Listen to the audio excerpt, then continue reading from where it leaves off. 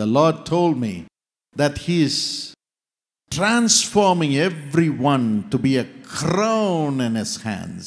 ಈ ಉದಯ ಕಾಲದಲ್ಲಿ ಕರ್ತನು ನನಗೆ ಹೇಳಿದನು, ಎಲ್ಲರನ್ನೂ ತನ್ನ ಕೈಯಲ್ಲಿ ಸುಂದರ ಕಿರೀಟವನ್ನಾಗಿ ಪರಿವರ್ತಿಸುತ್ತಾನೆ ಎಂದು. In Isaiah chapter 62 and verse 3, Yeshaya 62ನೇ ಅಧ್ಯಾಯ 3ನೇ ವಚನದಲ್ಲಿ, the Bible says, you will also be a crown of glory in the hands of the Lord. ಸತ್ಯವೇದವು ಹೇಳುತ್ತದೆ, ನೀನು ಯೆಹೋವನ ಕೈಯಲ್ಲಿ ಮಹಿಮಾ ಕಿರೀಟವಾಗಿರುವಿ.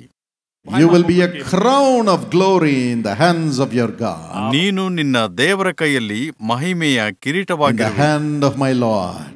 ನನ್ನ ಕರ್ತನ ಕೈಯಲ್ಲಿ. Amen. Amen. You are a crown of glory. ನೀನು ಮಹಿಮೆಯ ಕಿರೀಟವಾಗಿದ್ದಿ. And the Lord takes that crown ಮತ್ತು ಕರ್ತನು ಆ ಕಿರೀಟವನ್ನು ತೆಗೆದುಕೊಂಡು and also puts it upon you. ಅದನ್ನು ನಿನ್ನ ಮೇಲೆ ಹಾಕುವನು. First Peter chapter 5 and verse 4. 1ನೇ ಪೇತ್ರ 5ನೇ ಅಧ್ಯಾಯ 4ನೇ ವಚನ. The Bible says, when the chief shepherd appears, ಸತ್ಯವುದು ಹೇಳುತ್ತದೆ, ಹಿರಿ ಕುರುಬನು ಪ್ರತ್ಯಕ್ಷನಾಗುವಾಗ you will receive the crown of glory that will not fade away. ನೀವು ಎಂದಿಗೂ ಬಾಡಿ ಹೋಗದ ಜಯಮಾಲೆಯನ್ನು ಹೊಂದುವಿರಿ ಎಂದು. When we gather together to worship the chief shepherd Jesus Christ, ಹಿರಿ ಕುರುಬನಾದ ಯೇಸು ಕ್ರಿಸ್ತನನ್ನು ಆರಾಧಿಸಲು ನಾವು ಕೂಡಿ ಬರುವಾಗ the chief shepherd, the cornerstone of the church, comes amongst us. ಹಿರಿ ಕುರುಬನಾದ ಮೂಲೆಗಲ್ಲಾದ ನಾದವನು ಸಭೆಯಾಗಿ ನಮ್ಮ ಮಧ್ಯದಲ್ಲಿ ಬರುತ್ತಾನೆ. The Bible says Jesus Christ is the cornerstone. ಸತ್ಯವೇದವು ಹೇಳುತ್ತದೆ, ಯೇಸು ಕ್ರಿಸ್ತನೇ ಮೂಲೆಗಲ್ಲಾಗಿದ್ದಾನೆ.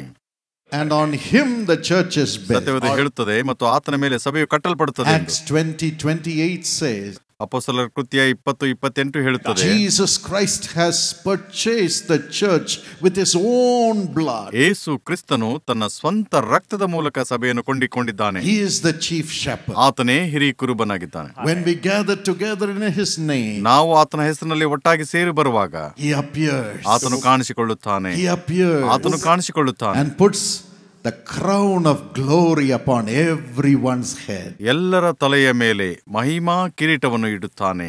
This morning God is going to do that. ಈ ಬೆಳಿಗ್ಗೆ ದೇವರು ಅದನ್ನು ಮಾಡಲಿಕ್ಕಿದ್ದಾನೆ.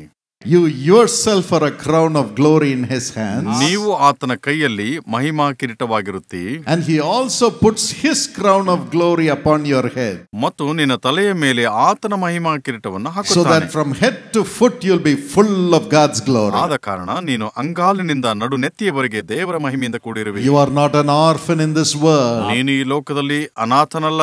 As long as you have the chief shepherd Jesus Christ in your heart. ನಿನ್ನ ಹೃದಯದಲ್ಲಿ ಹಿರಿ ಕುರುಬನು ಇರುವವರೆಗೂ, as you worship him together, ಆತನನ್ನು ನೀವು ಒಟ್ಟಾಗಿ ಆರಾಧಿಸುವಾಗ you will be full of glory and you will be a crown of glory for Jesus. ನೀವು ಪೂರ್ಣ ಮಹಿಮೆಯಿಂದ ಹಾಗೂ Mahima ಕಿರೀಟವನ್ನ ಹೊಂದಿದವರಾಗಿರುವಿರಿ. Your life is going to be full of glory from ಈ today. ಹೊತ್ತಿನಿಂದ ನಿನ್ನ ಜೀವಿತ ಸಂಪೂರ್ಣವಾಗಿ ಮಹಿಮೆಯಿಂದ ಕೂಡಿರುತ್ತದೆ. Let not your heart be troubled. ನಿಮ್ಮ ಹೃದಯವು ಕಳವಳಗೊಳ್ಳದೆ ಇರಲಿ. What is the glory? What is the crown God puts upon us? ದೇವರು ನಮ್ಮ ಮೇಲೆ ಹಾಕಲಿರುವ ಕಿರೀಟ ಏನು ಮತ್ತು ಮಹಿಮೆ ಅಂದರೆ ಏನು? Firstly, if you read Leviticus 21 and verse 12, ಯಾಜಕ ಕಾಂಡ 21ನೇ ಅಧ್ಯಾಯ 12ನೇ ವಚನವನ್ನು ಓದುವಾಗ the Bible talks about the crown of the anointing oil. ಅಭಿಷೇಕದ ತೈಲದ ಕಿರೀಟದ ಕುರಿತು ಸತ್ಯವೇದವು In the ತಿಳಿಸುತ್ತದೆ. American Standard Version of the English Bible, it says, the crown of the anointing oil of his God is upon him. ಅಮೆರಿಕದ standard ಬೈಬಲ್ನಲ್ಲಿ ಹೀಗೆ ಹೇಳುತ್ತದೆ, ಅಭಿಷೇಕ ತೈಲ ಕಿರೀಟವಾಗಿರುವ ದೇವರು ಆತನ ಮೇಲಿದ್ದಾನೆ. Amen. Amen. The crown of the anointing oil of God is upon your head. ಅಭಿಷೇಕ ತೈಲ ಕಿರೀಟ ನಿನ್ನ ತಲೆಯ ಮೇಲೆ ಇದೆ. If you read 1 Samuel chapter 16 and verse 13, 1 ಸಾಮುವೇಲ 16ನೇ ಅಧ್ಯಾಯ 13ನೇ ವಚನವನ್ನು ನೀನು ಓದುವುದಾದರೆ, Samuel the prophet comes in search of a shepherd boy called David. ಪ್ರವಾದಿಯಾದ ಸಮುವೇಲನು ಕುರುಬನಾದ ದಾವೀದನನ್ನ ಬಂದು ಹುಡುಕಿದನು. And God shows the prophet that this boy, this shepherd boy, was chosen by him to become the king of Israel. ದೇವರು ಆ ಪ್ರವಾದಿಗೆ, ಈ ಹುಡುಗನು ಕುರುಬನಾದ ಹುಡುಗನು ಇಸ್ರೇಲ್ನ ಅರಸನಾಗುವನು ಎಂದು ತೋರಿಸಿದನು. So the prophet Samuel, on behalf of the Lord, pours the anointing oil upon the head of David. ಕಾರಣ ಪ್ರವಾದಿಯಾದ ಸಮುವೇಲನು ದೇವರ ಪರವಾಗಿ ದಾವೀದನ ತಲೆಯ ಮೇಲೆ ಅಭಿಷೇಕದ ತೈಲವನ್ನು ಹೊಯ್ದನು. And when the anointing oil becomes the crown for the head of the shepherd boy David. ಮತ್ತು ಕುರುಬನಾದ ದಾವೀದ ಹುಡುಗನಿಗೆ ಅಭಿಷೇಕ ತೈಲವು ಕಿರೀಟವಾಗುವಾಗ 1 Samuel 16:13 says, 1 ಸಾಮುವೇಲ 16:13 ವಚನ ಹೀಗೆ ಹೇಳ್ತದೆ, the Holy Spirit who symbolizes the oil came upon David. ಪರಿಶುದ್ಧಾತ್ಮನು ದಾವೀದನ ಮೇಲೆ ಬಂದು ನೆಲೆಗೊಂಡಿರುವುದನ್ನು ಸೂಚಿಸಿತು.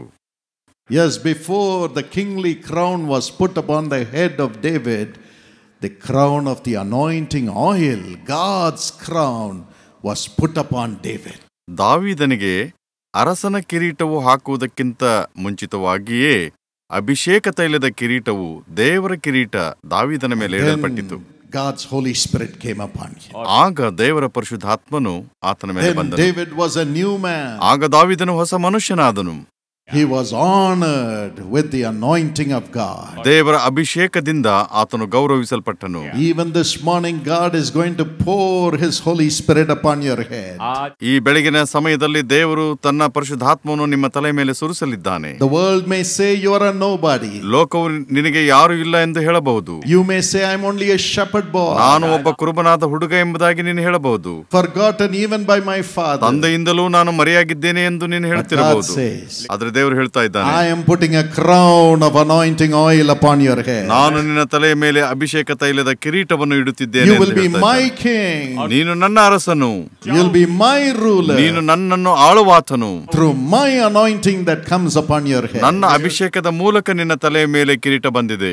That's what happens when we come together to pray. ನಾವು ಒಟ್ಟಾಗಿ ಪ್ರಾರ್ಥನೆ ಮಾಡಿ ಸೇರಿ ಬರುವಾಗ ಈ ಕಾರ್ಯವು Psalm ನಡೆಯುತ್ತದೆ. 133 and verse 2 says, ಕೀರ್ತನೆ 133 2ನೇ ವಚನ ಹೀಗೆ ಹೇಳ್ತದೆ, when we come together, ನಾವು ಒಟ್ಟಾಗಿ ಸೇರಿ ಬರುವಾಗ God pours the anointing oil upon us. ದೇವರು ನಮ್ಮ ಮೇಲೆ ಅಭಿಷೇಕದ ತೈಲವನ್ನು ಸುರಿಸುತ್ತಾನೆ.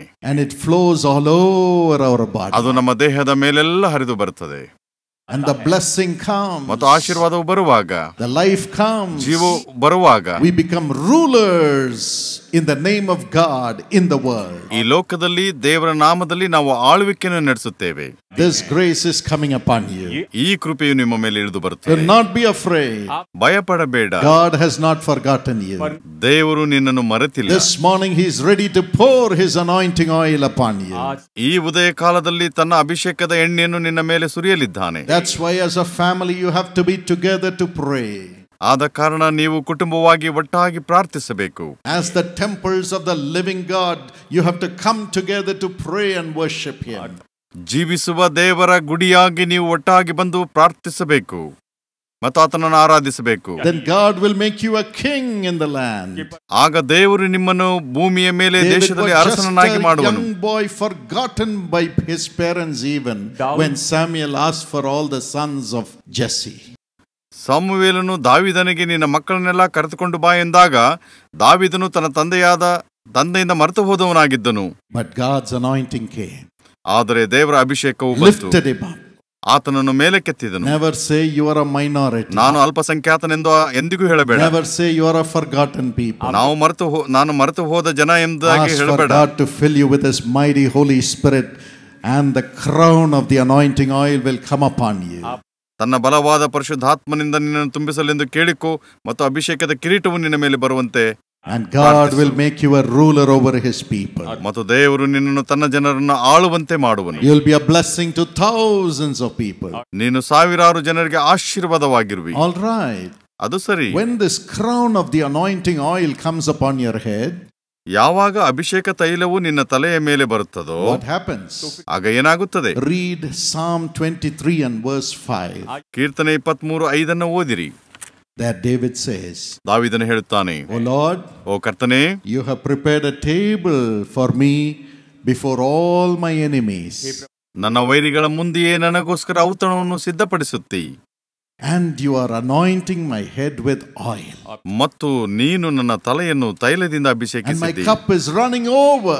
ಮತ್ತು ನನ್ನ ಪಾತ್ರೆ ತುಂಬಿ ಹೊರಸೂಸುತ್ತದೆ. Not just a drop of oil. ಬರೀ ಒಂದು ಹನಿ ಎಣ್ಣೆ ಅಲ್ಲ, God pours his anointing oil upon us. ದೇವರು ನಮ್ಮ ಮೇಲೆ ಅಭಿಷೇಕದ ಎಣ್ಣೆಯನ್ನು ಸುರಿದಿದ್ದಾನೆ. And makes our cup run over. ಅದು ನಮ್ಮ ಪಾತ್ರೆಯು ತುಂಬಿ ಹೊರಸೂಸುವಂತೆ ಮಾಡುತ್ತದೆ. He does this before our enemies. ಇದನ್ನು ಆತನು ನಮ್ಮ ವೈರಿಗಳ ಮುಂದೆಯೇ ಮಾಡುತ್ತಾನೆ. Before the eyes of our enemies. ನಮ್ಮ ವೈರಿಗಳ ಕಣ್ಣು ಮುಂದೆಯೇ ಇದನ್ನು ಮಾಡುತ್ತಾನೆ. What is the enemy that we have in this world? ಈ ಲೋಕದಲ್ಲಿ ನಮಗಿರುವ ವೈರಿ ಯಾರು? It's not just people. ಅದು ಕೇವಲ ಜನರಲ್ಲ. It's not just debt. ಅದು ಕೇವಲ ಸಾಲವಲ್ಲ. It's not just losses. ಅದು ಕೇವಲ ನಷ್ಟವಲ್ಲ. There's a greater enemy. ಅದಕ್ಕಿಂತ ದೊಡ್ಡ ವೈರಿ ಇದ್ದಾನೆ. 1 Corinthians 15:26. 1 ಕೊರಿಂಥ 15ನೇ ಅಧ್ಯಾಯ 26ನೇ ವಚನದಲ್ಲಿ ಹೇಳ್ತದೆ, Death. ಅದು ಮರಣ. Death is the greatest enemy that we have. ಮರಣವು ನಮ್ಮ ದೊಡ್ಡ ವೈರಿಯಾಗಿದೆ. And the Bible says, ಸತ್ಯವೇದ ಹೇಳುತ್ತದೆ, Romans 6:23, ರೋಮ 6:23ರಲ್ಲಿ, the wages of sin is death. ಪಾಪದ ಸಂಬಳ ಮರಣ. Sin is the greatest enemy we can have.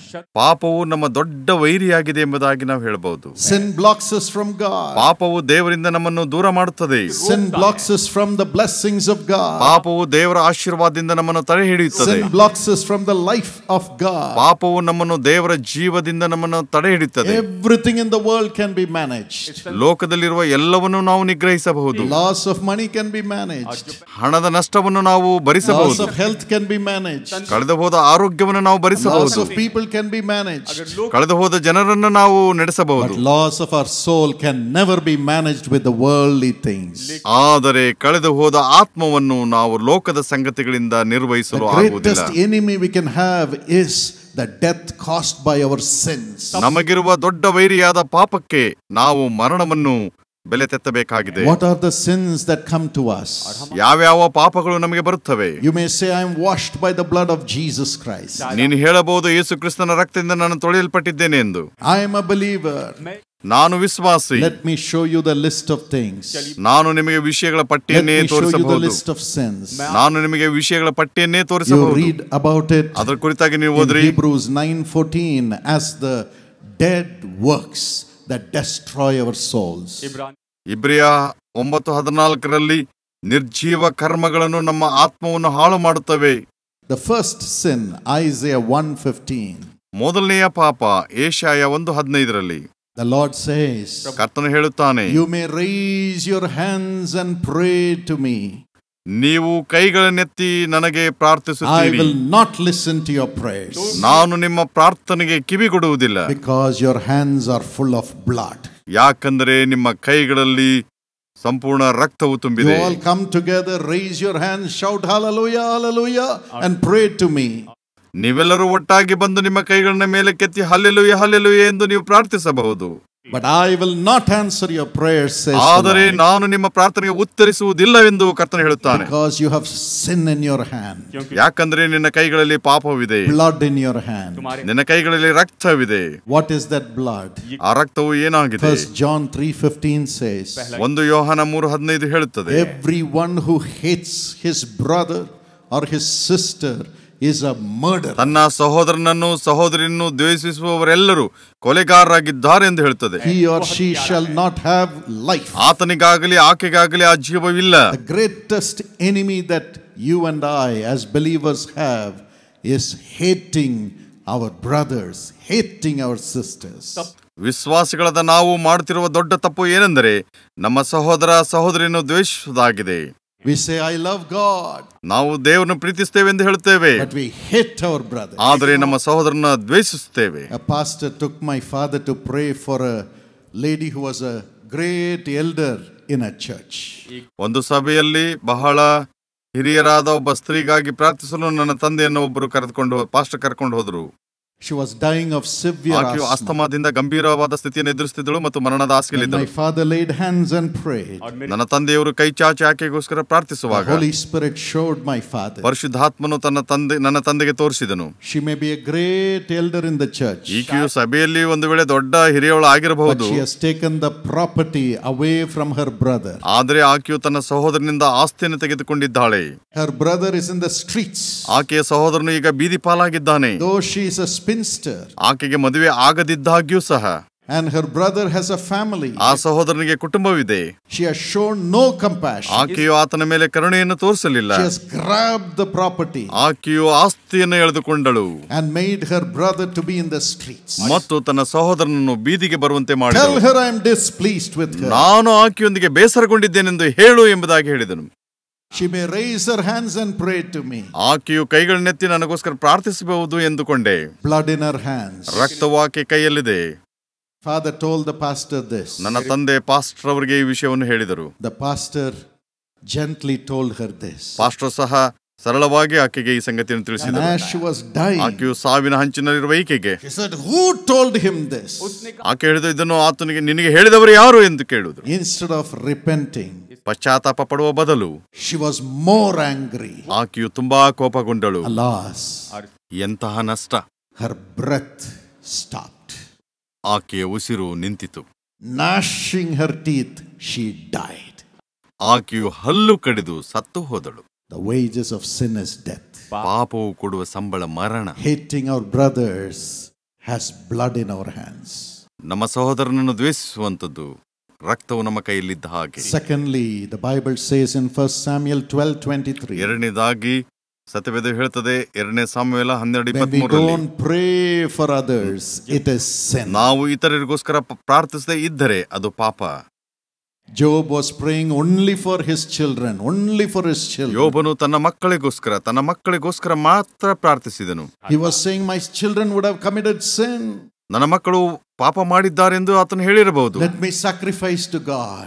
ನಾನು ಕ್ರಿಸ್ತನಿಗಾಗಿ ತ್ಯಾಗ ಮಾಡುತ್ತೇನೆ. He was praying only for his children. ಆತನು ತನ್ನ ಮಕ್ಕಳಿಗಾಗಿ ಮಾತ್ರ ಪ್ರಾರ್ಥಿಸುತ್ತಿದ್ದನು. Only for himself. ಆತನಿಗೋಸ್ಕರ ಮಾತ್ರವೇ ಪ್ರಾರ್ಥಿಸುತ್ತಿದ್ದನು. ಎಂತ ನಷ್ಟ. All his children died. ಆತನ ಎಲ್ಲ ಮಕ್ಕಳು ಸತ್ತು ಹೋದರು. Not even one survived. ಒಬ್ಬನಾದರೂ ಬದುಕಿ ಉಳಿಯಲಿಲ್ಲ. But after God appeared to him, ದೇವರು ಅವನಿಗೆ ಕಾಣಿಸಿಕೊಂಡ ನಂತರ and said, pray for your critics. ನಿನ್ನನ್ನು ಟೀಕಿಸುವವರಿಗಾಗಿ ಪ್ರಾರ್ಥಿಸು ಎಂದು ಹೇಳಿದಾಗ, of course he spoke to those who criticized Job to go to Job and ask him to sacrifice for them for their sins to be forgiven. ಆದರೂ ಯೋಬನನ್ನು ಹೀಯಾಳಿಸಿದವರಿಗೆ ಯೋಬನ ಹತ್ತಿರ ಹೋಗಿ ತಮ್ಮ ಪಾಪಗಳನ್ನು ಕ್ಷಮಿಸಲ್ಪಡುವಂತೆ ತಮ್ಮನ್ನು ಸಮರ್ಪಿಸಿಕೊಳ್ಳಿರಿ ಎಂದು ಯೋಬನು ಅವರಿಗೆ. Job did not say, you criticized me, you broke my heart, I will not pray for you. ಯೋಬನ ಅವರಿಗೆ ನೀವು ನನ್ನನ್ನು ಹೀಯಾಳಿಸಿದ್ದೀರಿ, ನನಗೆ ನೋವು ಕೊಟ್ಟಿದ್ದೀರಿ, ನಾನು ನಿಮಗಾಗಿ ಪ್ರಾರ್ಥಿಸುವುದಿಲ್ಲ ಎಂದು ಹೇಳಲಿಲ್ಲ. But in Job 42:10, ಯೋಬ 42:10 ಹೇಳ್ತದೆ, Job prayed for his critics who unjustly levied scandalous accusations against him. ತನಗೆ ಅನ್ಯಾಯವಾಗಿ ನಡೆದುಕೊಂಡ, ತನಗೆ ಅಪಮಾನ ಮಾಡಿದಂತ ಅವರ ಕುರಿತಾಗಿ he prayed that their souls may be saved and they would go to heaven. ಅವರ ಆತ್ಮಗಳಿಗೋಸ್ಕರ ಪ್ರಾರ್ಥಿಸಿದನು, ಅವರು ಪರಲೋಕಕ್ಕೆ ಹೋಗಬೇಕೆಂಬುದಾಗಿ ಬಯಸಿದನು. He prayed for forgiveness. ಅವರ ಕ್ಷಮಾಪಣೆಗಾಗಿ ಪ್ರಾರ್ಥಿಸಿದನು. Then God remembered Job and removed the captivity from his ಆಗ ದೇವರು ಯೋಬನ ದುಸ್ಥಿತಿಯನ್ನು ನೆನಪು ಮಾಡಿಕೊಂಡು ಆತನನ್ನು ಅದರಿಂದ ಬಿಡಿಸಿದನು. and gave him back everything in double measure. ಮತ್ತು ದೇವರು ಆತನಿಗೆ 2ರಷ್ಟಾಗಿ ಹಿಂತಿರುಗಿಸಿಕೊಟ್ಟನು. Then Job did not pray for his family at all. God blessed his family in double measure. ನಂತರ ಯೋಬನು ತನ್ನ ಕುಟುಂಬಕ್ಕಾಗಿ ಪ್ರಾರ್ಥನೆ ಮಾಡಲೇ ಇಲ್ಲ. ದೇವರು 2ರಷ್ಟು ಆತನ ಕುಟುಂಬವನ್ನು ಆಶೀರ್ವದಿಸಿದನು. If you and I who say we are God's children pray only for ourselves and do not pray for others, it is sin. ನಾನು ನೀನು ಒಂದು ವೇಳೆ ದೇವರ ಮಕ್ಕಳಿಗಾಗಿ ಇತರರಿಗಾಗಿ ಪ್ರಾರ್ಥಿಸದ ಇದ್ದರೆ, ನಮಗಾಗಿ ಮಾತ್ರ ಪ್ರಾರ್ಥಿಸುವುದಾದರೆ ಅದು ಪಾಪ. Today we will repent from our dead works. ಈ ದಿನ ನಮ್ಮ ನಿರ್ಜೀವ ಕೃತ್ಯಗಳಿಗಾಗಿ ಪಶ್ಚಾತ್ತಾಪ ಪಡೋಣ. The Bible says thirdly in Exodus 16:7 and 8.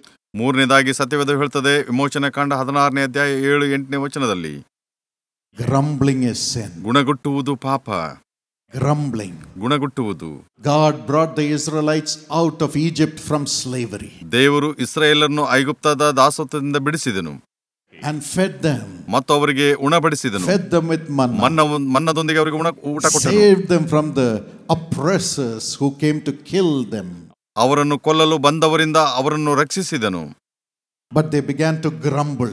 ಆದರೆ ಅವರು ಗುಣಗುಟ್ಟಲು ಪ್ರಾರಂಭಿಸಿದರು, ಗುಣಗುಟ್ಟಿದರು. saying, God has not given me Kentucky fried chicken. ದೇವರು ನನಗೆ ಫ್ರೈಡ್ ಚಿಕನ್ ಕೊಡಲಿಲ್ಲ ಎಂಬುದಾಗಿ ಗುಣಗುಟ್ಟಿದರು. God has not given me meat. ದೇವರು ನನಗೆ ಮಾಂಸ ಕೊಡಲಿಲ್ಲ ಎಂಬುದಾಗಿ Oh, ಗುಣಗುಟ್ಟಿದರು. they began to grumble and accuse God. ಅವರು ದೇವರನ್ನ ದೂಷಿಸಿದರು ಮತ್ತು ಗುಣಗುಟ್ಟಿದರು. The nature of the human being is when needs are met, they have more needs, more needs, more needs. ಮನುಷ್ಯನ ಸ್ವಾಭಾವಿಕ ಗುಣವೇನೆಂದರೆ ತನ್ನ ಅಗತ್ಯತೆಗಳು ಪೂರೈಸಲ್ಪಟ್ಟಾಗ ಇನ್ನೂ ಅಗತ್ಯತೆಗಳು ಇನ್ನೂ ಪೂರೈಸಬೇಕು, ಇನ್ನೂ ಬೇಕು ಎಂಬುದಾಗಿ. They want more and more and more. ಅವರಿಗೆ ಇನ್ನೂ ಬೇಕು, ಇನ್ನೂ ಬೇಕು, ಇನ್ನೂ ಬೇಕು. And when the next thing doesn't come, they grumble against God. ಮುಂದೆ ಏನಾದರೂ ದೊರೆಯದೆ ಹೋದಲ್ಲಿ ದೇವರನ್ನ ಅವರು ಗುಣಗುಟ್ಟುತ್ತಾರೆ. In 1986, 1986ರಲ್ಲಿ when my sister Angel died in a cruel car accident, ನನ್ನ ಸಹೋದರಿ ಭಯಂಕರವಾದ ಕಾರ್ ಆಕ್ಸಿಡೆಂಟ್ ನಲ್ಲಿ ತೀರಿ ಹೋದಾಗ we as a family cried to God. ನಾವು ಕುಟುಂಬವಾಗಿ ದೇವರ ಮುಂದೆ ಅತ್ತೆವು. I grumbled before God. ನಾನು ದೇವರ ಮುಂದೆ ಗುಣಗುಟ್ಟಿದೆನು. I said, why Lord? ನಾನು ಕೇಳಿದನು, ಯಾಕೆ ದೇವರೇ, Why can't you save my sister? ನನ್ನ ಸಹೋದರನಿ ಯಾಕೆ ನಿನ್ನನ್ನು ರಕ್ಷಿಸಲಿಲ್ಲ ಎಂದು ಕೇಳಿದೆ. All the time we are preaching. ಎಲ್ಲಾ ಸಮಯದಲ್ಲಿ ನಾವು We ಬೋಧಿಸ್ತಾ are ಇರ್ತೇವೆ, praying for people. ನಾವು ಇತರರಿಗಾಗಿ Our ಪ್ರಾರ್ಥಿಸ್ತೇವೆ. whole life from morning to night is crying out for people, praying for people. ನಾವು ಇಡೀ ನಮ್ಮ ಜೀವಮಾನವೇ ಬೆಳಗ್ಗೆಯಿಂದ ಸಂಜೆವರೆಗೂ ಜನರಿಗೋಸ್ಕರ ಅಳುವುದಾಗಿದೆ, ಪ್ರಾರ್ಥಿಸುವುದಾಗಿದೆ. Have we not been faithful? ನಾವು ನಂಬಿಗಸ್ತರಾಗಿಲ್ಲವೋ? Why did you kill? Why did you allow my sister to be killed? ಯಾಕೆ ನೀನು ಕೊಂದೆ, ಯಾಕೆ ಆಕೆಯನ್ನು ಕೊಲ್ಲಲು ನೀನು I ಅನುಮತಿ ಕೊಟ್ಟೆ? grumbled before God. ನಾನು ದೇವರ ಮುಂದೆ ಗುಣಗುಟ್ಟಿದೆನು. 2 months we could not sleep. 2 ತಿಂಗಳು ನಾವು ಮಲಗಲೇ ಇಲ್ಲ. Our prayers were only grumbling and grumbling and grumbling. ನಮ್ಮ ಪ್ರಾರ್ಥನೆಗಳು ಬರೀ ಗುಣಗುಟ್ಟುವುದರಿಂದ We forgot all the good things God did for us. ದೇವರು ನಮಗೆ ಮಾಡಿದ ಎಲ್ಲಾ ಉತ್ತಮ ಕಾರ್ಯಗಳನ್ನು ನಾವು ಮರೆತು ಹೋಗಿದ್ದೆವು. When everything was good, we testified, God is a good God, God is a good God. ಎಲ್ಲಾ ಚೆನ್ನಾಗಿರುವಾಗ ದೇವರು ಒಳ್ಳೆಯವನು, ದೇವರು ಒಳ್ಳೆಯವನೆಂದು ನಾವು ಸಾಕ್ಷಿ ಕೊಡುತ್ತೇವೆ. But when evil came, ಆದರೆ ದುಷ್ಟನು ಬಂದಾಗ we started grumbling. ನಾವು ಗುಣಗುಟ್ಟಲು It is ಪ್ರಾರಂಭಿಸುತ್ತೇವೆ. sin. ಇದು ಪಾಪ. Look at Job. ಯೋಬನನ್ನು When ನೋಡಿರಿ. his wife came and said, Job, you have lost everything. ಆತನ ಹೆಂಡತಿ ಬಂದು ಹೇಳಿದಳು, ನೀನು ಎಲ್ಲವನ್ನೂ ಕಳೆದುಕೊಂಡೆ. Now curse your God and die. ಈಗ ನಿನ್ನ ದೇವರನ್ನು ಶಪಿಸಿ ಸಾಯಿ ಎಂದು Curse ಆತನಿಗೆ God ಹೇಳಿದಳು. and die. ದೇವರನ್ನು ಶಪಿಸಿ ಸಾಯಿ ಅಂತ ಹೇಳಿದಳು. Job said, ಯೋಬನು ಹೇಳಿದನು, God has given me good things. ದೇವರು ನನಗೆ ಒಳ್ಳೆಯದನ್ನು ಕೊಟ್ಟಿದ್ದಾನೆ. Should I curse him for this evil that has come? ನನಗೆ ಬಂದ ಈ ದುಷ್ಟ ಕಾರ್ಯಕ್ಕೆ ಆತನನ್ನು ಶಪಿಸಲೋ? He said, even now I will bless him. ಈಗಲೂ ನಾನು ಆತನನ್ನು ಆಶೀರ್ವದಿಸುತ್ತೇನೆ ಎಂದು ಆತನು Even ಹೇಳಿದನು. now I will bless him. ಈಗಲೂ ನಾನು ಆತನನ್ನು ಆಶೀರ್ವದಿಸುತ್ತೇನೆ ಎಂದು God ಹೇಳಿದನು. testified, ದೇವರು ಆತನನ್ನು ಪರೀಕ್ಷಿಸಿದನು. saying, Job never sinned with his mouth. ದೇವರು ಹೇಳ್ತಾನೆ, ಯೋಬನು ತನ್ನ ಬಾಯಿಂದ ಪಾಪ ಮಾಡಲೇ ಇಲ್ಲ. But I grumbled before God. ಆದರೆ ನಾನು ದೇವರ ಮುಂದೆ ಗುಣಗುಟ್ಟಿದೆನು. Grumbling is sin. ಗುಣಗುಟ್ಟುವುದು ಪಾಪ. But after 2 months, 2 ತಿಂಗಳ ನಂತರ God was gracious. ದೇವರು ಕೃಪೆ ತೋರಿಸಿದನು. One day as we were praying as a family and crying for justice before God, ಒಂದು ದಿನ ನಾವು ಕುಟುಂಬವಾಗಿ ದೇವರ ಸನ್ನಿಧಿಯಲ್ಲಿ ಆತನ ಮುಂದೆ ನೀತಿ ನ್ಯಾಯಕ್ಕಾಗಿ ಅಳುತ್ತಾ the ಇದ್ದೆವು. Holy Spirit came ಪರಿಶುದ್ಧಾತ್ಮನು ಇಳಿದು ಬಂದನು. and filled us that ಆ morning. ಬೆಳಗ್ಗೆ ನಮ್ಮನ್ನು ತನ್ನ ಆತ್ಮನಿಂದ We ತುಂಬಿಸಿದನು. began to laugh and laugh and laugh with the joy of the Holy Spirit in the midst of the greatest sorrow in our lives. ನಮ್ಮ ಜೀವಿತದಲ್ಲಿದ್ದಂತ ಅತಿ ದುಃಖದ ಮಧ್ಯದಲ್ಲಿಯೂ ಕೂಡ ಪರಿಶುದ್ಧಾತ್ಮನ ಸಂತೋಷವನ್ನು ನಾವು ಅನುಭವಿಸುತ್ತಾ ನಾವು ನಗಲಿಕ್ಕೆ ಪ್ರಾರಂಭ ಮಾಡಿದೆವು, ನಗುತ್ತಾ. We were wondering why we are laughing. ನಮಗೆ ಆಶ್ಚರ್ಯವಾಯಿತು, ನಾವು ಯಾಕೆ ನಗುತ್ತಿದ್ದೇವೆ. The Lord Jesus said in John 7:37 to 39, ಕರ್ತನಾದ ಯೇಸು ಹೇಳಿದನು ಯೋಹಾನ 7ನೇ ಅಧ್ಯಾಯ 37ರಿಂದ 39ನೇ ವಚನದಲ್ಲಿ, if a person believes in me, ಒಬ್ಬ ವ್ಯಕ್ತಿ ನನ್ನಲ್ಲಿ ನಂಬಿಕೆ ಇಡುವುದಾದರೆ, comes to me, ನನ್ನ ಬಳಿಗೆ ಬರುವುದಾದರೆ, I will make rivers of living water to flow out of his belly. ನಾನು ಆತನ ಹೊಟ್ಟೆಯೊಳಗಿಂದ ಜೀವಕರವಾದ ನೀರು ಹರಿದು ಬರುವಂತೆ ಮಾಡುವೆನು That ಎಂದು is the ಹೇಳುತ್ತಾನೆ. power of the crown of the anointing oil. ಇದುವೇ ಅಭಿಷೇಕ ತೈಲದ ಕಿರೀಟದ ಬಲವಾಗಿದೆ. It makes you laugh and laugh and laugh with joy over Jesus in the midst of the greatest sorrow in the world. ಅದು ನಿನ್ನನ್ನು ನಗುವಂತೆ ಮಾಡುತ್ತದೆ. ಈ ಲೋಕದಲ್ಲಿ ದುಃಖಗಳ ಮಧ್ಯದಲ್ಲಿಯೂ ಪರಿಶುದ್ಧಾತ್ಮನ ಆನಂದದ ಮೂಲಕ ಯೇಸುವಿನಲ್ಲಿ ಸಂತೋಷ ಪಡುವಂತೆ ಮಾಡುತ್ತದೆ. We laughed and laughed with the joy of the Lord, not looking at the sorrow of our family. ಕರ್ತನ ಸಂತೋಷದಿಂದ ನಾವು ನಕ್ಕು ನಕ್ಕು ಹಾಕಿದೆವು. ನಮ್ಮ ಕುಟುಂಬದಲ್ಲಿರುವ ದುಃಖಗಳನ್ನು ನೋಡದೆ ನಾವು ನಗುತ್ತಾ ಹೋದೆವು. God turned our sorrow into joy. ದೇವರು ನಮ್ಮ ದುಃಖಗಳನ್ನು ಸಂತೋಷಕ್ಕೆ ಮಾರ್ಪಡಿಸಿದನು. He turned our sorrow into joy. ನಮ್ಮ ದುಃಖವನ್ನು ಆತನು ಸಂತೋಷಕ್ಕೆ ತಿರುಗಿಸಿದನು. He can break every sorrow and lift you up. ಆತನು ನಿನ್ನ ಎಲ್ಲ ದುಃಖವನ್ನ ನಿನ್ನ ಬಿಡಿಸಿ ನಿನ್ನನ್ನು ಮೇಲೆ ಕೆತ್ತುತ್ತಾನೆ. He pours the anointing oil upon you to turn your sorrow into joy. ಆತನು ನಿನ್ನ ಮೇಲೆ ಅಭಿಷೇಕದ ತೈಲವನ್ನು ಸುರಿಸಿ ನಿನ್ನ ದುಃಖವನ್ನು ಸಂತೋಷಕ್ಕೆ ನಡೆಸುತ್ತಾನೆ. And we rose up as a family. ಮತ್ತು ನಾವು ಕುಟುಂಬವಾಗಿ ಎದ್ದೇಳುತ್ತೇವೆ. God opened the door for us as a family to comfort millions of people. ದೇವರು ನಮ್ಮ ಕುಟುಂಬವನ್ನು ಎಬ್ಬಿಸಿ ಲಕ್ಷಾಂತರ ಜನರನ್ನು ನಡೆಸಲು ಆತನು ನಮಗೆ ಬಾಗಿಲನ್ನು ತೆರೆದನು. That's why when we pray in the name of Jesus as a family for other people, Jesus comes and answers those prayers and does miracles for the people. ಆದ ಕಾರಣ ನಾವು ಕುಟುಂಬವಾಗಿ ಯೇಸುವಿನ ನಾಮದಲ್ಲಿ ಇತರರಿಗಾಗಿ ಪ್ರಾರ್ಥಿಸುವಾಗ ಯೇಸು ಬಂದು ಆ ಪ್ರಾರ್ಥನೆಗೆ ಉತ್ತರ ಕೊಡುತ್ತಾನೆ ಮತ್ತು ಆ ಜನರಿಗೆ ಮಹತ್ಕಾರ್ಯಗಳನ್ನು ಮಾಡುತ್ತಾನೆ. God made us build the University Karunya from nothing. ನಮಗೆ ಏನು ಇಲ್ಲದೆ ಇರುವಾಗಲೂ ಕೂಡ ಕಾರುಣ್ಯ ವಿಶ್ವವಿದ್ಯಾಲಯವನ್ನು ಕಟ್ಟಲು ದೇವರು ನಮಗೆ ಸಹಾಯ ಮಾಡಿದನು. Nearly 30,000 students have marched out of the portals of Karunya and we could give degrees to them. ಸುಮಾರು 30,000 ವಿದ್ಯಾರ್ಥಿಗಳು ಕಾರುಣ್ಯದಿಂದ ಕಲಿತು ಹೊರ ಹೋಗಿದ್ದಾರೆ ಮತ್ತು ನಾವು ಅವರಿಗೆ ಪದವಿಗಳನ್ನು ಕೊಟ್ಟಿದ್ದೇವೆ. Shining around the world. ಅವರು ಲೋಕದ ಎಲ್ಲ ಕಡೆಗಳಲ್ಲಿ ಮಿನುಗುತ್ತಿದ್ದಾರೆ. And through Sisha we are able to help lakhs of poor people. ಮತ್ತು ಶೀಶಾದ ಮೂಲಕ ಲಕ್ಷಾನುಗಟ್ಟಲೆ ಬಡ ಜನರಿಗೆ ನಾವು ಸಹಾಯ ಮಾಡುತ್ತಿದ್ದೇವೆ. Through Jesus Calls we are able to pray for millions of people with Jesus answering the prayers. ಯೇಸು ಕರೆಯುತ್ತಾನೆ ಮೂಲಕ ಕೋಟ್ಯಾಂತರ ಜನರಿಗಾಗಿ ನಾವು ಪ್ರಾರ್ಥಿಸುತ್ತಿದ್ದೇವೆ ಮತ್ತು ಯೇಸು ಉತ್ತರಿಸ್ತಾ ಇದ್ದಾನೆ. God has enabled us to build churches for others across the nation. ದೇಶದೆಲ್ಲೆಡೆಗೆ ಇತರರಿಗೋಸ್ಕರ ಸಭೆಗಳನ್ನು ಕಟ್ಟುವಂತೆ ದೇವರು ನಮಗೆ ಸಾಮರ್ಥ್ಯವನ್ನು ಕೊಟ್ಟನು. Your sorrow will turn into joy. ನಿಮ್ಮ ದುಃಖವು ಸಂತೋಷವಾಗುವುದು. Today let us repent of our sins. ಈ ದಿನ ನಮ್ಮ ಪಾಪಗಳಿಗೋಸ್ಕರ ಪಶ್ಚಾತ್ತಾಪ Let ಪಡೋಣ. us come out of grumbling. ಗುಣಗುಟ್ಟುವುದರಿಂದ ಹೊರಗೆ ಬರೋಣ. Let us start praying for others. ಇತರರಿಗಾಗಿ ಪ್ರಾರ್ಥಿಸಲು ಪ್ರಾರಂಭಿಸೋಣ. Let us bless the Lord at all times. ಎಲ್ಲಾ ಸಮಯದಲ್ಲೂ ದೇವರನ್ನು ಆಶೀರ್ವದಿಸೋಣ. Let us love everybody and pray for them. ಎಲ್ಲರನ್ನು ನಾವು ಪ್ರೀತಿಸೋಣ ಮತ್ತು ಅವರಿಗೋಸ್ಕರ ಪ್ರಾರ್ಥಿಸೋಣ. No enemies.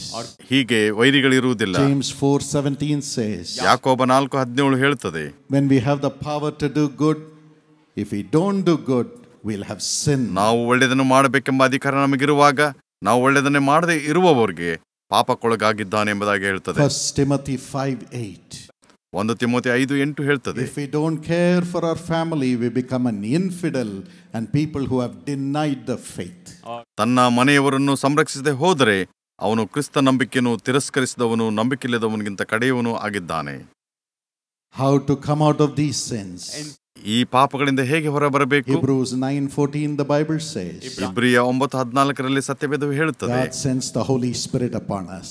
ದೇವರು ಪವಿತ್ರಾತ್ಮನನ್ನು ನಮ್ಮ ಮೇಲೆ And ಕಳುಹಿಸಿದನು. as the Holy Spirit, God's Spirit comes into us, ದೇವರ ಆತ್ಮನು ನಮ್ಮ ಮೇಲೆ ಬಂದಾಗ God delivers us from all these dead works in our lives. ನಮ್ಮ ಜೀವಿತದಲ್ಲಿರುವಂತ ಎಲ್ಲ ನಿರ್ಜೀವ ಕರ್ಮಗಳಿಂದ ನಮಗೆ ದೇವರು ಬಿಡುಗಡೆ 2 ಕೊಡುತ್ತಾನೆ. Corinthians 3:17 says, 2 ಕೊರಿಂಥ 3:17 ಹೇಳುತ್ತದೆ, where the Spirit of the Lord is, there is liberty. ಎಲ್ಲಿ ಪರಿಶುದ್ಧಾತ್ಮನಿದ್ದನೋ ಅಲ್ಲಿ ಬಿಡುಗಡೆ ಇದೆ. He liberates us.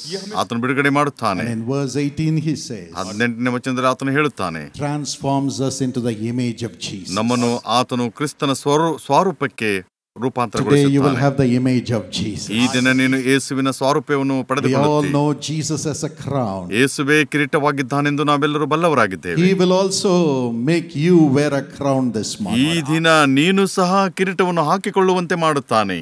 Crown of the anointing oil ಅಭಿಷೇಕ ತೈಲದ ಕಿರೀಟ, with no sin.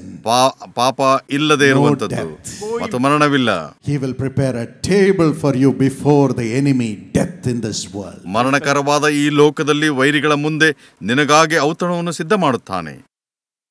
You will be more than a conqueror in this world as God's king. ದೇವರ ರಾಜ್ಯದಲ್ಲಿ ನೀನು ಜಯ ಹೊಂದಿದವನಿಗಿಂತಲೂ ಹೆಚ್ಚಿನವನಾಗುತ್ತೀ.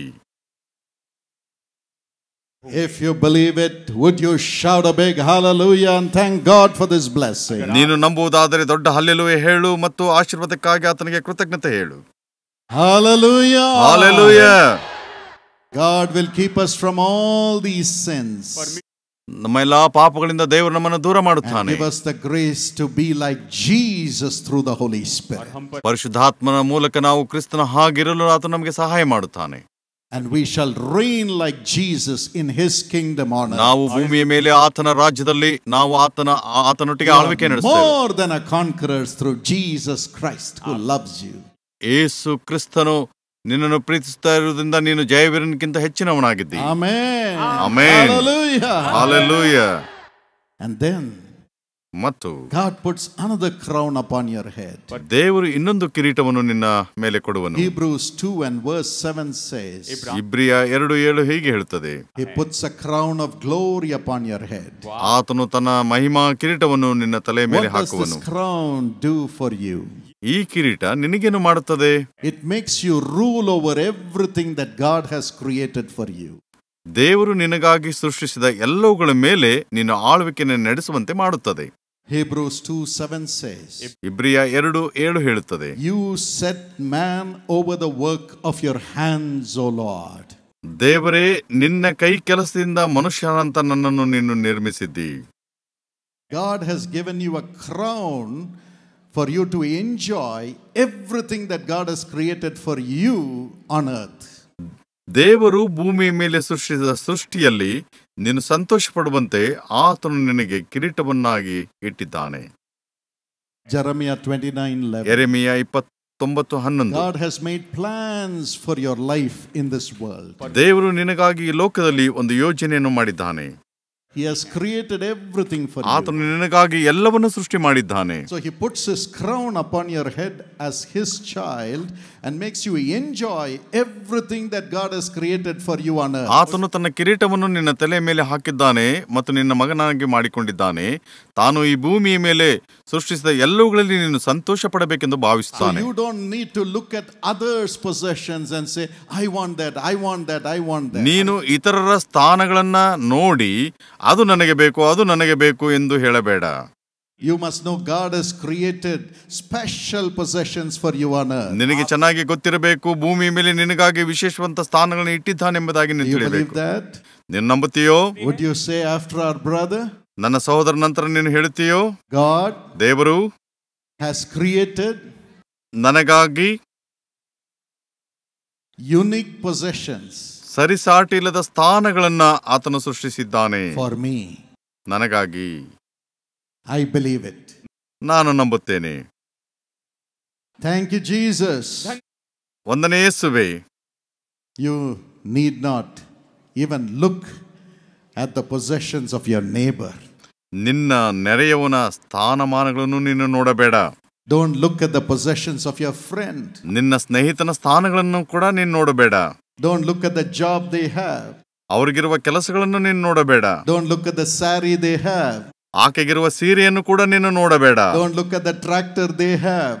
ಅವರಲ್ಲಿರುವ ಟ್ರ್ಯಾಕ್ಟರ್ ಕೂಡ ನೀನು ನೋಡಬೇಡಪ್ಪ. Don't even look at your sister's house that she has. ನಿನ್ನ ಸಹೋದರಿಗಿರುವ ಮನೆಯನ್ನು ನೀನು ನೋಡಬೇಡ. God has prepared unique blessings for each one of you, his children. ಆತನ ಮಕ್ಕಳಾದ ನಿಮ್ಮೆಲ್ಲರಿಗೂ ಸರಿಸಾಟಿ ಇಲ್ಲದ ಆಶೀರ್ವಾದಗಳನ್ನು ಇಟ್ಟಿದ್ದಾನೆ. If you look at other man's possession, other woman's possession, you will have only the worldly possessions, second-hand possessions of the other people. ನೀನು ಒಂದು ವೇಳೆ ಇನ್ನೊಬ್ಬನ ಸ್ಥಾನವನ್ನು ಇನ್ನೊಬ್ಬಳ ಸ್ಥಾನವನ್ನು ನೀನು ನೋಡುವುದಾದ್ರೆ ಅವು ಲೋಕದ ಸ್ಥಾನಮಾನಗಳು, ಅವು ಸೆಕೆಂಡ್ ಹ್ಯಾಂಡ್ ಸ್ಥಾನಮಾನಗಳು ಆಗಿವೆ. God wants you to have original glorious possessions which he has made for you from heaven. ದೇವರು ನಿನಗೆ ನಿಜವಾದ ಮತ್ತು ಪರಲೋಕದಿಂದ ಮಹಿಮೆಯ ಸ್ಥಾನವನ್ನು ಇಟ್ಟಿದ್ದಾನೆ. Hallelujah. Hallelujah. He wants you to have that crown of possessions which he has created for you, his child, on earth. ಭೂಮಿಯ ಮೇಲೆ ಆತನು ನಿನಗಾಗಿ ನಿಜವಾದ ಮಹಿಮೆಯುಳ್ಳ ಸ್ಥಾನವನ್ನು ಇಟ್ಟಿರುವುದರಿಂದ ತನ್ನ ಮಗನಾದ ನಿನಗೆ ಅದನ್ನು ಹೊಂದಿಕೊಳ್ಳಬೇಕೆಂದು ಬಯಸುತ್ತಾನೆ. That's why Jesus asked us to pray. ಆದ ಕಾರಣ ಯೇಸು ನಮಗೆ ಪ್ರಾರ್ಥಿಸಲು ಹೇಳಿದನು. Give me this day my daily bread.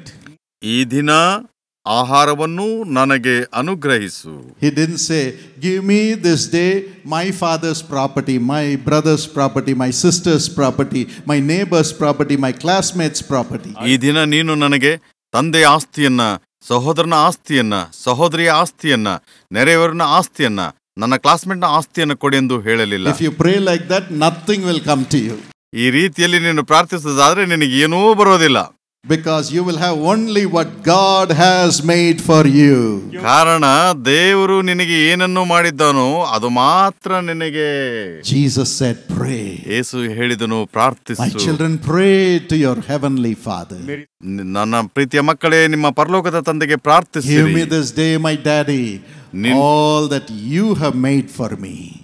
ನೀನು ನನಗಾಗಿ ಉಂಟು ಮಾಡಿದ್ದೆಲ್ಲದಕ್ಕಾಗಿ ಈ ದಿನ ನಿನಗೆ ಕೊಡು ತಂದೆಯೇ.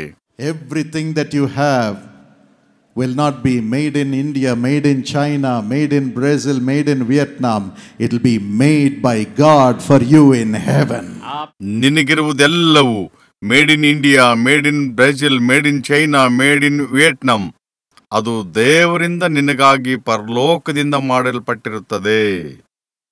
Amen. Amen. That is the crown God is putting upon you, the crown of God's glory. ಆ ಕಿರೀಟವನ್ನು ನಿನ್ನ ಮೇಲೆ ಇಟ್ಟಿದ್ದಾನೆ. ದೇವರ ಮಹಿಮಾ ಕಿರೀಟ ಅದಾಗಿದೆ. God delights in giving you the best of heaven. ದೇವರು ನಿನಗಾಗಿ ಪರಲೋಕದಿಂದ ಉತ್ತಮವಾದದನ್ನೇ ಅನುಗ್ರಹಿಸುತ್ತಾನೆ. And what God gives you will last forever.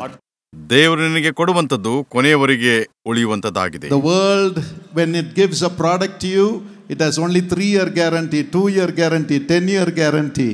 But when God gives it to you, it is lifelong guarantee. ಲೋಕ ಕೊಡುವಂತ ಎಲ್ಲಾ ಪ್ರಾಡಕ್ಟ್ಗಳು 2 ವರ್ಷ ಗ್ಯಾರಂಟಿ, 3 ವರ್ಷ ಗ್ಯಾರಂಟಿ, 10 ವರ್ಷ ಗ್ಯಾರಂಟಿ ಮಾತ್ರ. ಆದರೆ ದೇವರು ನಿನಗೆ ಕೊಡುವಾಗ ನಿನ್ನ ಜೀವನದುದ್ದಕ್ಕೂ ಗ್ಯಾರಂಟಿ ಆಗಿರುತ್ತದೆ. It's coming to you. ಅದು ನಿನ್ನ ಹತ್ತಿರ ಬರುತ್ತಾ ಇದೆ. It's coming to you. ಅದು ನಿನ್ನ ಹತ್ತಿರ ಬರ್ತಾ ಇದೆ. In Isaiah 65:22 and 23. ಯೆಶಾಯ 65, 22 ಮತ್ತು 23ನೇ ವಚನದಲ್ಲಿ 65:22, 23. 65, 22, 23ರಲ್ಲಿ The Lord says, ಕರ್ತನು ಹೇಳುತ್ತಾನೆ, you will build houses. ನೀನು ಮನೆಗಳನ್ನು ಕಟ್ಟಿಕೊಳ್ಳುತ್ತಿ. And you will live in your own houses. ನೀನು ನಿನ್ನದೇ ಆದ ಸ್ವಂತ ಮನೆಯಲ್ಲಿ ವಾಸಿಸುತ್ತಿ. Nobody will throw you out of your house. ಯಾರೂ ನಿನ್ನನ್ನು ನಿನ್ನ ಮನೆಯಿಂದ ಹೊರ ಹಾಕುವುದಿಲ್ಲ. It will not be you building and somebody else living in your house, living in your possession. ಇದನ್ನು ನೀನು ಕಟ್ಟುವುದಿಲ್ಲ, ಇನ್ನೊಬ್ಬರು ನಿನ್ನ ಮನೆಯಲ್ಲಿ ವಾಸಿಸುತ್ತಾರೆ, ನಿನ್ನ ಸ್ಥಾನದಲ್ಲಿರುವವರು ಇದನ್ನು ಕಟ್ಟುತ್ತಾರೆ. In 2 Samuel 7:11, God said to David, 2ನೇ ಸಾಮುವೇಲ 7:11ರಲ್ಲಿ ದಾವೀದನಿಗೆ ದೇವರು ಹೇಳುತ್ತಾನೆ, I will build a house for you. ನಾನು ನಿನಗೋಸ್ಕರ ಮನೆಯನ್ನು ಕಟ್ಟುತ್ತೇನೆ. ದಾವೀದನೇ, David wanted to build a house for God. ದೇವರಿಗಾಗಿ ಮನೆಯನ್ನು ಕಟ್ಟಬೇಕೆಂದು ದಾವೀದನು ಬಯಸಿದನು. You are giving your offerings to God to build God's house. ನನ್ನ ಸ್ನೇಹಿತರೆ, ದೇವರ ಮನೆಯನ್ನು ಕಟ್ಟಲು ನಿಮ್ಮ ಕಾಣಿಕೆಯನ್ನು ನೀವು ಕೊಡುತ್ತಾ ಇದ್ದೀರಿ. Every time we gather, you faithfully give your offerings to God, isn't it? ಎಲ್ಲರೂ ಸೇರಿ ಬರುವಾಗ ನಂಬಿಕಸ್ಥರಾಗಿ ನಿಮ್ಮ ಕಾಣಿಕೆಗಳನ್ನು ಕೊಡುತ್ತೀರಿ ಅಲ್ಲವೋ? So God says today to you, ದೇವರು ಈ ಹೊತ್ತು ನಿನಗೆ ಹೇಳುತ್ತಾನೆ, my child, I will build a house for you. ನನ್ನ ಮಗುವೇ, ನಾನು ನಿನಗೋಸ್ಕರ ಮನೆಯನ್ನು ಕಟ್ಟುತ್ತೇನೆ. I will build a house for you. ನಾನು ನಿನಗಾಗಿ ಮನೆಯನ್ನು ಕಟ್ಟುತ್ತೇನೆ. You will enjoy that house. ನೀನು ಆ ಮನೆಯಲ್ಲಿ ಸಂತೋಷ ಪಡುವಿ. How many of you still do not have your own house? ಈವರೆಗೂ ನಿಮ್ಮಲ್ಲಿ ಎಷ್ಟು ಜನರಿಗೆ ನಿಮ್ಮ ಸ್ವಂತ ಮನೆ ಇಲ್ಲ? How many of you say, I don't have my own house? ನನ್ನ ಸ್ವಂತ ಮನೆ ಇಲ್ಲ ನನಗೆ ಅಂತ ಹೇಳುವವರು ಎಷ್ಟು ಜನ ಇದ್ದೀರಿ? ನಿಮ್ಮ ಕೈಗಳನ್ನು ಎತ್ತಿರಿ. ಈಗಲೇ ನಾನು ನಿಮಗೋಸ್ಕರ ಪ್ರಾರ್ಥಿಸುತ್ತೇನೆ. ಪರಲೋಕದ ಪ್ರೀತಿಯುಳ್ಳ ತಂದೆಯೇ, you asked me to say this blessing upon your children. ನಿನ್ನ ಮಕ್ಕಳ ಮೇಲೆ ಈ ಆಶೀರ್ವಾದವನ್ನು ಕೊಡು ಎಂದು ನನಗೆ ಹೇಳಿದ್ದಿ. I pray today ಈ ದಿನ ನಾನು ಪ್ರಾರ್ಥಿಸುತ್ತೇನೆ, that you will do miracles, Lord. ಕರ್ತನೇ, ಈ ದಿನ ನೀನು ಮಹತ್ ಕಾರ್ಯಗಳನ್ನು ಮಾಡು. Build a beautiful house for every one of these my precious brothers and sisters. ನನ್ನ ಅಮೂಲ್ಯವಾದ ಸಹೋದರ ಸಹೋದರಿ ಅಂತ ಇವರೆಲ್ಲರಿಗೂ ಸುಂದರವಾದ ಮನೆಯನ್ನು ಕಟ್ಟಿಕೊಡು ಕರ್ತನೇ. Bless them with your own house, Lord. ನಿನ್ನ ಸ್ವಂತ ಮನೆಯನ್ನು ಅವರಿಗೆ ಕೊಡು, ಆಶೀರ್ವದಿಸಿ ಕೊಡು ಕರ್ತನೇ. Build their home, Lord. ಅವರ ಮನೆಯನ್ನು ಕಟ್ಟು ಕರ್ತನೇ. Make them live in it, Lord. ಅವರು ಅದರಲ್ಲಿ ವಾಸಿಸುವಂತೆ ಮಾಡು ಕರ್ತನೇ. Their debts should be met by you, Lord. ಅವರ ಸಾಲಗಳು ನಿನ್ನಿಂದ ತೀರಿಸಲ್ಪಡಲಿ ಕರ್ತನೇ. They should not be thrown out of their house because of their debts. ಅವರ ಸಾಲದ ನಿಮಿತ್ತವಾಗಿ ಅವರನ್ನು ಯಾರೂ ಮನೆಯಿಂದ ಹೊರ They ಹಾಕಬಾರದು. should not be thrown out of their worshiping places because of debts. ಕರ್ತನೆ, ಸಾಲದ ನಿಮಿತ್ತವಾಗಿ ನಿನ್ನನ್ನು ಆರಾಧಿಸುವ ಸ್ಥಳದಿಂದ ಯಾರೂ ಅವರನ್ನು ಹೊರ I pray ಹಾಕದಿರಲಿ your ಕರ್ತನೆ. blessing upon all the possessions you have given them for themselves and the ministry. ಅವರಿಗೂ ಅವರ ಸೇವೆಗೂ ಕೊಡಲ್ಪಟ್ಟಿರುವ ಸ್ಥಾನಗಳನ್ನು ಆಶೀರ್ವದಿಸಬೇಕೆಂದು ನಾನು ನಿನ್ನಲ್ಲಿ ಪ್ರಾರ್ಥಿಸುತ್ತೇನೆ. Let them prosper in their houses. ಅವರ ಮನೆಗಳು ಅಭಿವೃದ್ಧಿ ಹೊಂದಲಿ. Put that crown of glory upon them to enjoy what you have created for them. ಅವರಿಗಾಗಿ ಸೃಷ್ಟಿಸಿರುವ ನಿನ್ನ ಈ ಸೃಷ್ಟಿಯಲ್ಲಿ ಸಂತೋಷ ಪಡುವಂತೆ ನಿನ್ನ ಮಹಿಮಾ ಕಿರೀಟವನ್ನು ಅವರ ಮೇಲೆ ಇಡು. In the name of Jesus. ಯೇಸುವಿನ ನಾಮದಲ್ಲಿ. Shall we all say amen? ನಾವೆಲ್ಲರೂ ಆಮೇನ್ ಎಂದು ಹೇಳೋಣವೇ? Amen. Amen. Praise the Lord.